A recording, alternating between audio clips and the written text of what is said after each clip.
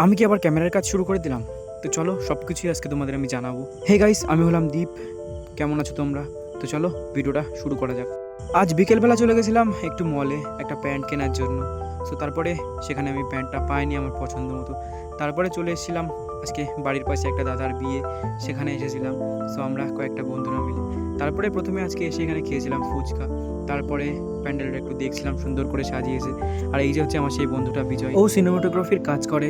আর এই ভাইটা এত সুন্দরভাবে স্যাক্সোফোন বাজাচ্ছিল, কি বলবো তোমাদের। তারপরে বাইরে এসে একটু নাচানাচি করে আমরা চলে গেছিলাম বিয়ের খাটটা সাজানোর জন্য।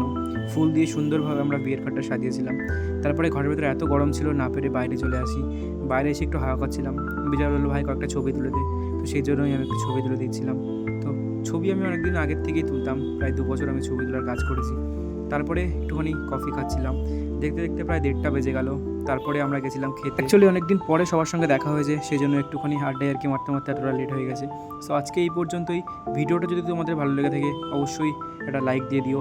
আর যারা চ্যানেলে নতুন তারা অবশ্যই সাবস্ক্রাইব করে নিও। দেখা হচ্ছে পরের ভিডিওতে। টাটা।